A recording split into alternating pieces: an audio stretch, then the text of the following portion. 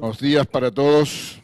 Luego del culminado el Consejo de Ministros del día de la fecha, contamos con el Gabinete de Gobierno en pleno, así como de todas las autoridades y asesores del Ministerio de Economía y Finanzas.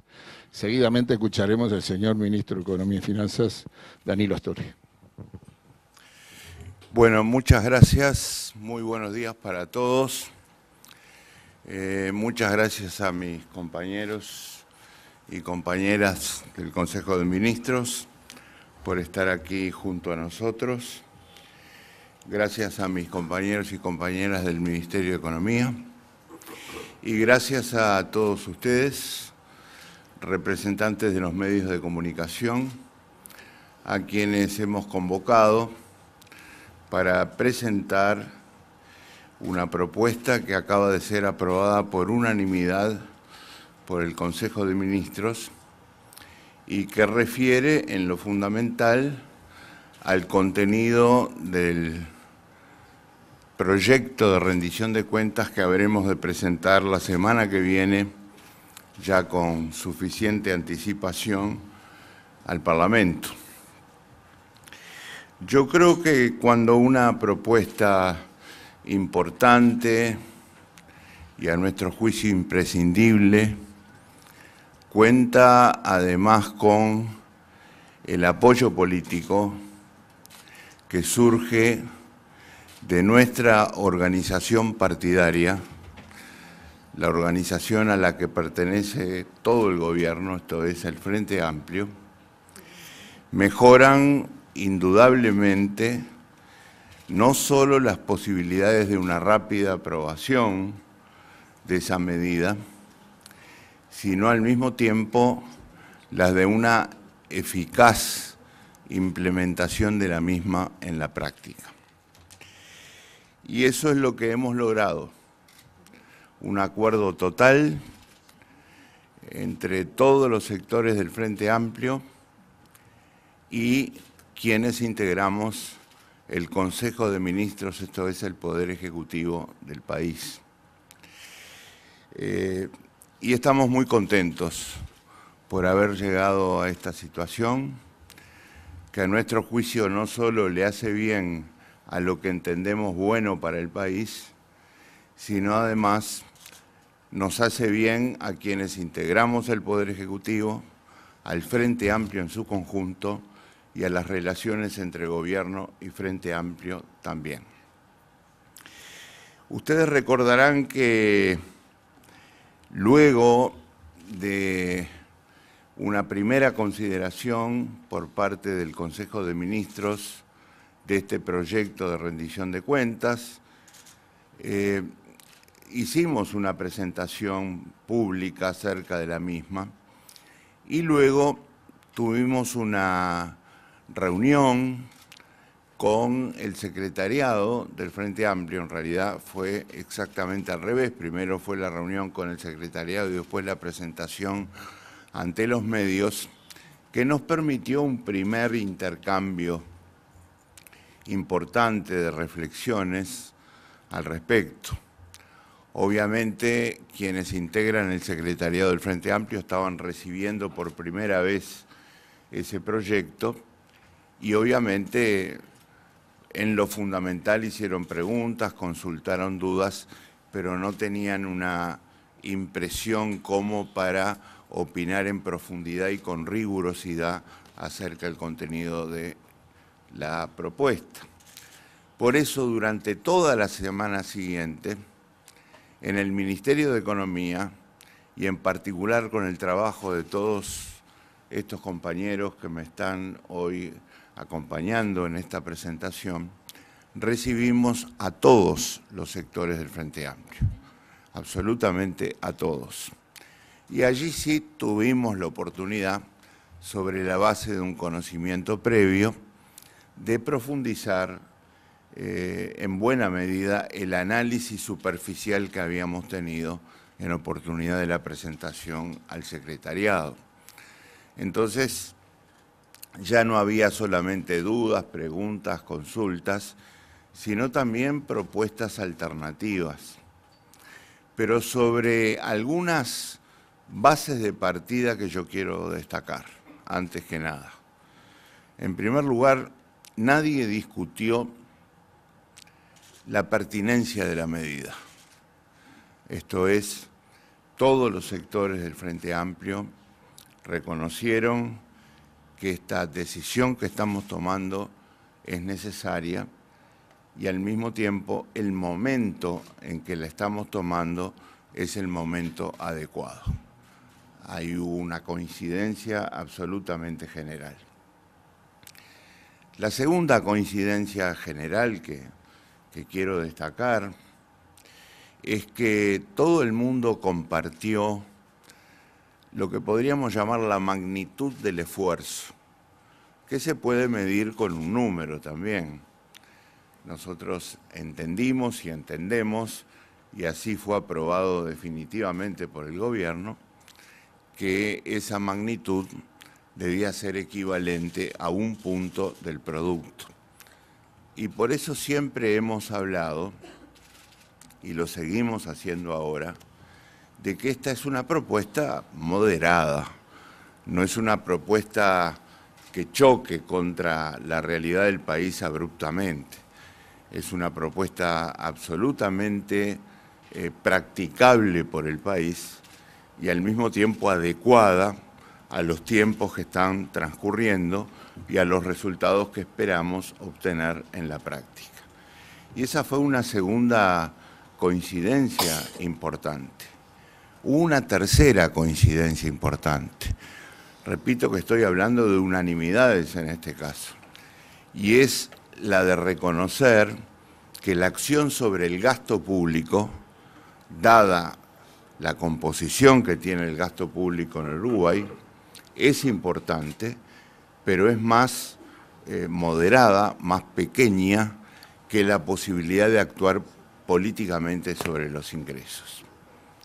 Y una cuarta coincidencia es que en la imprescindible actuación sobre los ingresos era y es muy importante tener en cuenta la capacidad contributiva de la población. Esto es, tratar de que la carga tributaria, ya que se trata de apelar a los ingresos, se distribuya, ojalá coherentemente, con la capacidad contributiva de la población. A partir de estas coincidencias fundamentales, se plantearon alternativas. Y nosotros, al hacer un balance general de esas alternativas, comprobamos algunas frecuencias importantes en algunos planteos. El primer planteo, que resultó altamente frecuente, fue el de eliminar el aumento de la carga sobre la franja del ingreso del impuesto a la renta de las personas físicas, que va actualmente de 33.400 pesos a 50.100 pesos. Muchos compañeros, muchos sectores entendieron que debíamos hacer un esfuerzo por eliminar el aumento de la carga en esa franja. En segundo lugar, fue muy frecuente también la necesidad de actuar sobre una franja que aparece excesivamente ancha en el planteo actual del impuesto a la renta de las personas físicas, que viene a ser la tercera franja actual en vigencia, que es la que va de 50.100 a 167.000 pesos. En tercer lugar, se manifestaron preocupaciones también por el hecho de que los cambios en el régimen de deducciones pudieran neutralizar el efecto que nosotros queríamos lograr en las franjas de menor capacidad contributiva y prácticamente en la franja de 33.400 a 50.100 especialmente, porque en la medida en que se solicitaba que se aliviara el aumento de la carga tributaria sobre esa franja, la permanencia de las decisiones tomadas sobre las deducciones podía llegar a neutralizar el efecto de eliminar el aumento de la carga tributaria que se estaba solicitando en primer lugar. Estos dos planteos fueron muy frecuentes y a ello hay que agregar un planteo que no nació en estas conversaciones, que venía desde algo atrás en el tiempo, y es el de procurar no diferir para 2018 los recursos destinados a algunas instituciones dedicadas a la innovación, al conocimiento, a la ciencia y a la tecnología. Nosotros estudiamos todos estos planteos en el Ministerio de Economía, los discutimos con nuestros compañeros y resolvimos que valía la pena tener en cuenta estas alternativas, porque por un lado lográbamos el acuerdo político cuya importancia descarto que ustedes estarán percibiendo, descuento que ustedes estarán percibiendo, y estoy seguro de que es así, y al mismo tiempo no se alteraba la arquitectura financiera de la propuesta, en la medida en que obviamente se aceptaba que los alivios de cargas tributarias a algunos sectores de la población se solucionarían obteniendo los recursos a través de la contribución de otros sectores con mayor capacidad contributiva. Y las coincidencias generales que mencioné al principio, que son absolutamente fundamentales.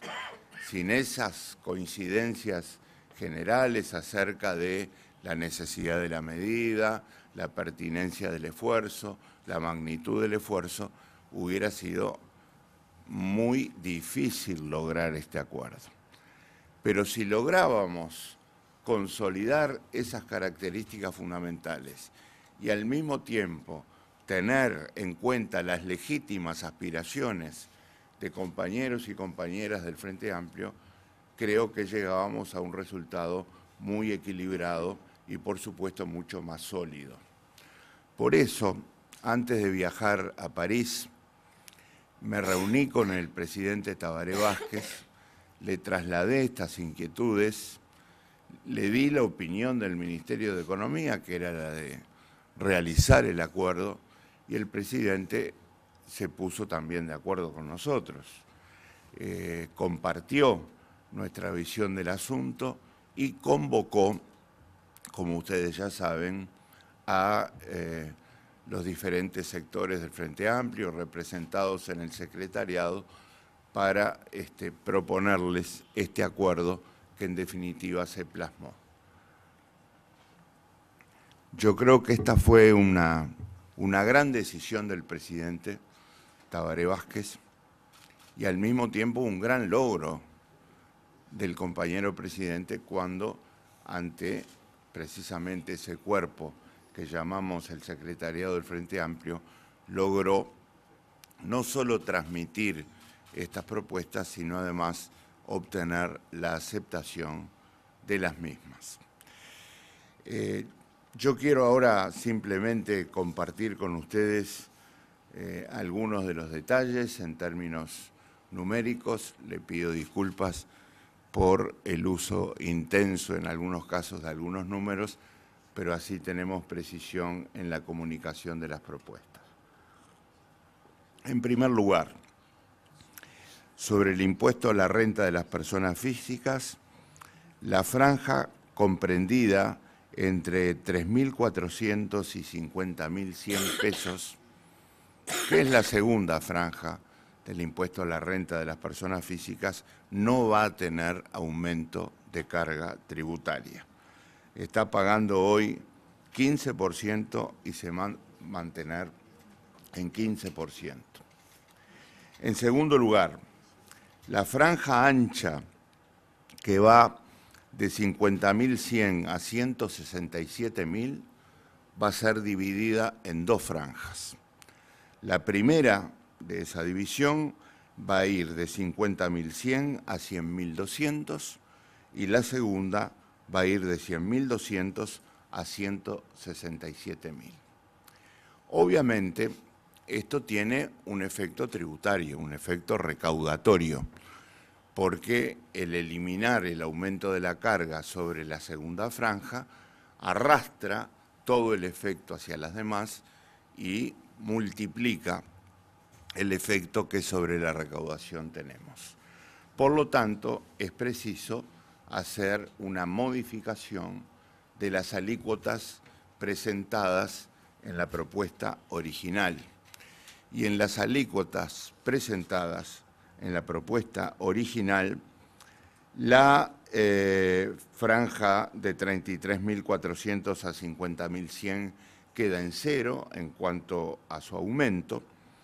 La franja, o sea, va a seguir pagando 15%. La franja de 50.100 a 100.200 va a pasar de 20 a 24, o sea, aumenta 4 puntos. La franja de 100.200 a 167.000 va a pasar de 20 a 25, aumenta 5 puntos. La franja de 167.000 a 250.500 va a pasar de 22 a 27, o sea, aumenta 5 puntos.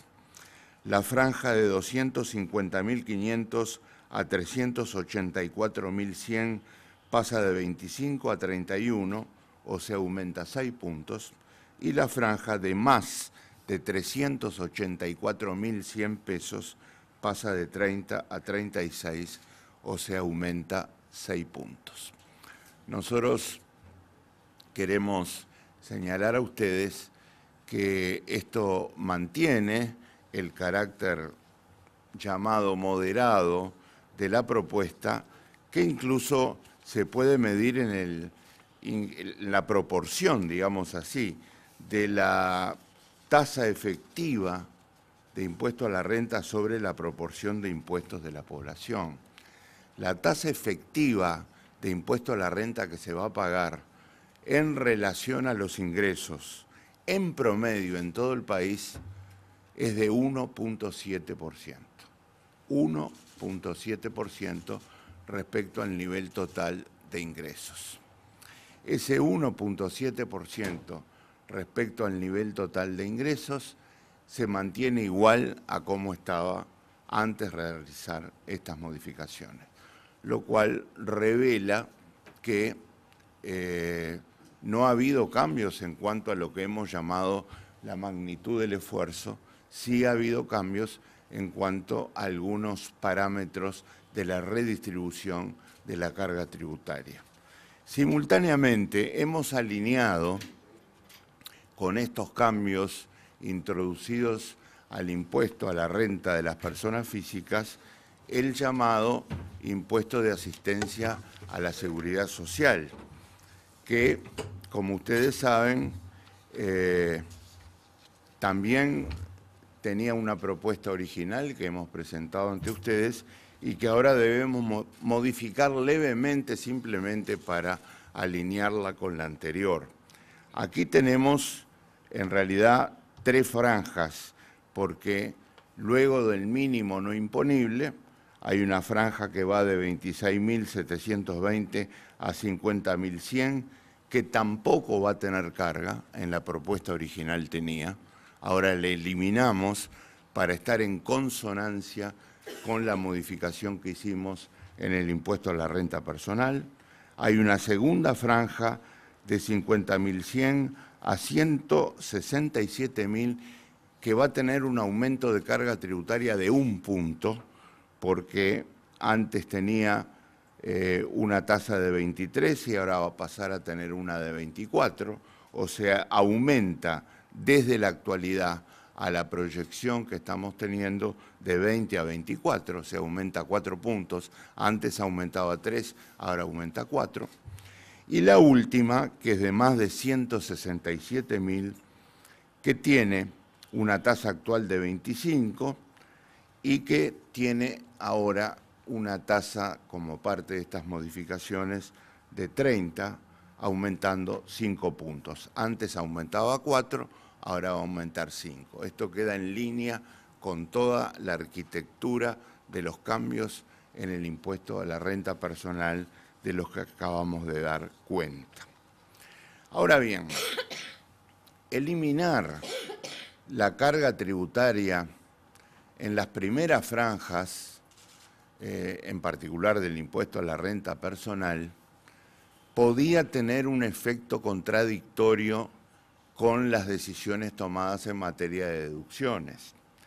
Por supuesto, las deducciones dependen siempre de situaciones personales o familiares, porque funcionan de una manera si se tienen hijos, funcionan de otra manera si no se tienen, funcionan de una manera si hay préstamos hipotecarios en marcha, de otra manera si esos préstamos no existen. Pero habida cuenta de esa posibilidad que varía según la situación personal y familiar del contribuyente, nos pareció que mantener un tope de 8% a las deducciones, luego de quitar el aumento de tributación en la franja que acabamos de beneficiar, podía traer como efecto que por la vía de deducciones, esa facilidad que hoy le estamos dando a los contribuyentes de esta franja, o esa ventaja o ese progreso, podría quedar eliminado. Y que en definitiva terminaran en algunos casos pagando más impuestos del que esta propuesta propone. Por eso, junto con todas estas modificaciones, hemos resuelto modificar la decisión original sobre las deducciones y para esa franja que va desde los 33.400, perdón, a 50.100, elevar el tope de las deducciones a 10%, dejándolo en 8% para todas las categorías restantes. Eso en conjunto son los cambios que hemos acordado junto con todos los sectores del Frente Amplio y naturalmente en el Consejo de Ministros respecto al impuesto a la renta personal, respecto al impuesto de asistencia a la seguridad social y respecto a las deducciones.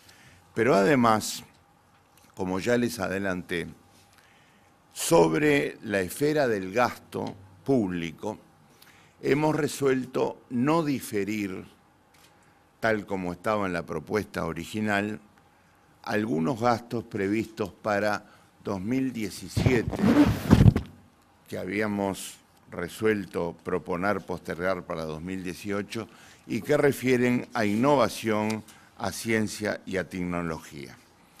Quiere decir que los gastos previstos para las instituciones que voy a mencionar ahora no van a ser diferidos para 2018 y van a quedar como en el presupuesto original para ser utilizados en 2017.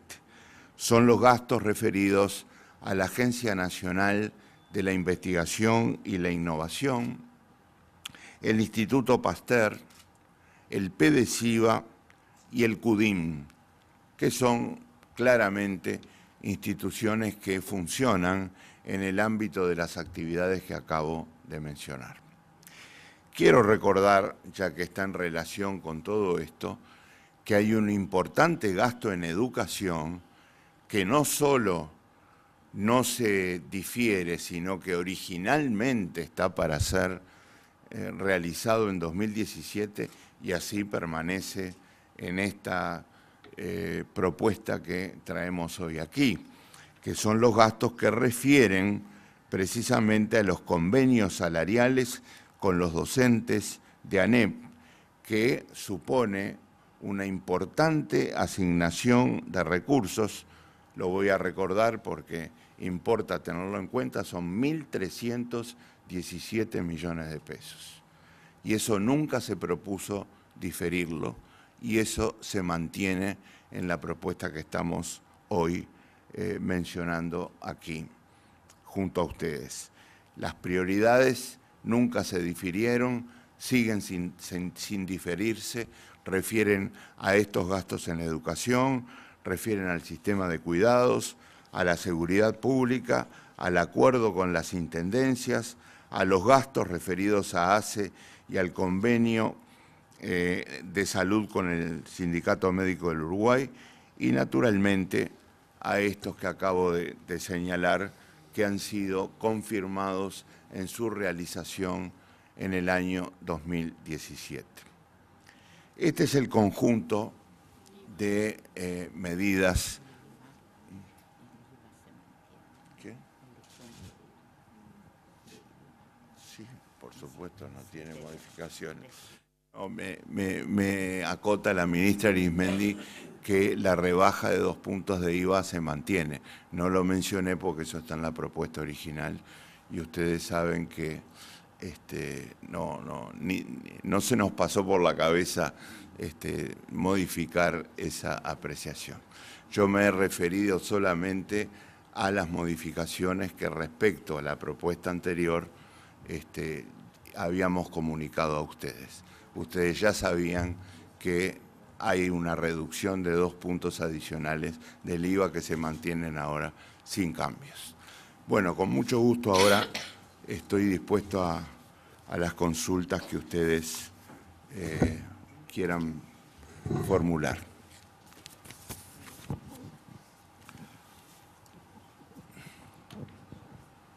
Ministro, ¿cómo le va? Nicolás Núñez, de Canal 4. Hace una semana lo entrevistamos en Telebuendía y le preguntábamos por la posibilidad de que eventualmente se introdujera una nueva franja. Y usted hacía especial hincapié en el tema de cuidar los equilibrios, de que eventualmente introducir una nueva franja alteraría el equilibrio de toda la propuesta fiscal. En ese sentido, usted lo mencionó al pasar, pero quiero saber qué cambió de aquel entonces a ahora para que en esta propuesta sí se mantengan los equilibrios y en aquel momento se pensaba que se podían alterar. Yo señalé que estábamos en la misma respuesta que di a esa pregunta, analizando con todos los sectores del Frente Amplio las propuestas alternativas. Esta entrevista fue realizada el día lunes de esa semana, estaban comenzando las entrevistas. En esas entrevistas acabo de comunicar que hubo un acuerdo total en no modificar la arquitectura financiera de la propuesta, como acabo de señalar. El impacto recaudatorio que significa la modificación que se hace en la franja a la cual refirieron mayoritariamente las propuestas, precisamente se acepta recurrir al mismo sistema tributario para obtener los recursos que significa invertir en esta rebaja impositiva. O sea, lo que se mantiene es precisamente el equilibrio, la arquitectura financiera de la propuesta. Y fue por eso que nos pareció importante tratar de llegar a la vía del acuerdo político sabiendo que la sustancia de la propuesta se mantenía incambiada. Ministro, Elizabeth Viñoles, de Televisión Nacional. ¿Cuánto se espera recaudar con esta propuesta y si coincide con la recaudación prevista en la propuesta anterior? Totalmente. Coincidencia total. ¿De cuánto sería entonces la recaudación? Y estamos hablando, enseguida les digo, de unos 286 millones de dólares. ¿Es suficiente para revertir entonces o bajar el déficit fiscal que ya trepó a 4%? Solo por sí, no. A esto hay que agregarle el impacto de la reducción de gastos, el impacto también de los diferimientos de gastos y, por lo tanto, nosotros estamos buscando llegar a un punto del producto por la acción conjunta de las medidas tomadas en el plano de los ingresos y las medidas tomadas en el plano de los gastos. No hay que olvidar que en el plano de los gastos estamos tomando medidas que hemos valorado en un total de unos 150 millones de dólares. Ministro, Daniel de León de Canal 12 Telemundo, concretamente este acuerdo político que se alcanzó, ¿hace de que esta propuesta no sea variada cuando comience la discusión parlamentaria? ¿Y qué tipo de gastos se pretende reducir por parte del gobierno? Bueno, sobre el primer punto, el acuerdo político incluye llegar al Parlamento con un acuerdo previo que se va a mantener y se va a cumplir. E incluye otra cosa aún más importante, un rápido tratamiento en el Parlamento. Hoy el presidente, con lo que me parece es el apoyo del Consejo de Ministros, solicitó tener un proyecto relativamente breve, con pocos artículos, y solicitó a los diferentes ministerios que enviaran pocos artículos, de modo de hacer viable esa parte del acuerdo político, que es no solo cumplir con lo que hemos acordado y llegar con este acuerdo cerrado al Parlamento, sino lograr un rápido tratamiento del proyecto de rendición de cuentas.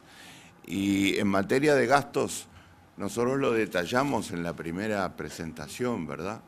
Estamos procurando reducir los recursos subejecutados en materia de rubro cero en un 5% en aquellos ministerios donde se pueda aplicar esta medida. Estamos procurando reducir el número de funcionarios públicos, por cada 3 egresos aceptar solo 2 ingresos, con todas las medidas que sea del caso adoptar, modificar los criterios de actualización de los gastos de funcionamiento, incluyendo la actualización por inflación, esto es, el ajuste por inflación. En fin, estamos intentando hacer en lo posible medidas de reducción de gastos que sean efectivas. Quiero aprovechar esta respuesta para señalar un comentario que lo he visto repetidamente y que es absolutamente incorrecto.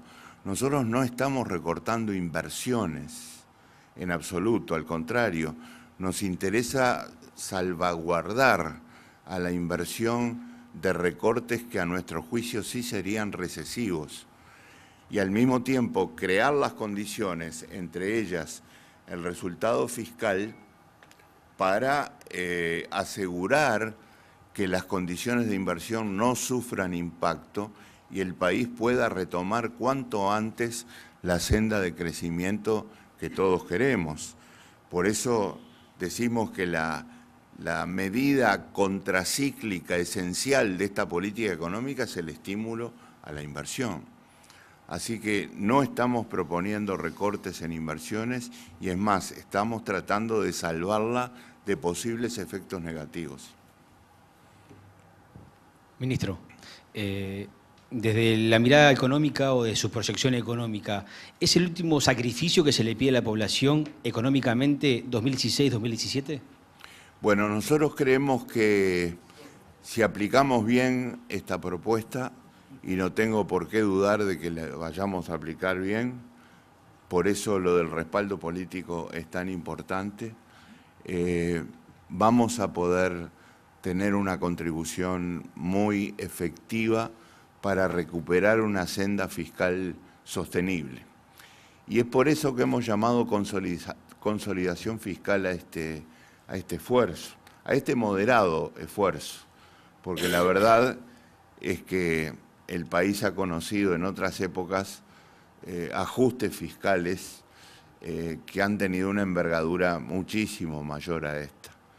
Esta es la primera vez que en un gobierno del Frente Amplio se realiza una corrección de este tipo y esperamos que tenga la efectividad que todos deseamos como para saber que esta va a ser una contribución muy importante para lograr mejorar la trayectoria fiscal y llegar, no hay que olvidar esto, al final del periodo con un resultado negativo, sí, pero de 2,5%, que significaría un achicamiento significativo respecto al que tenemos hoy.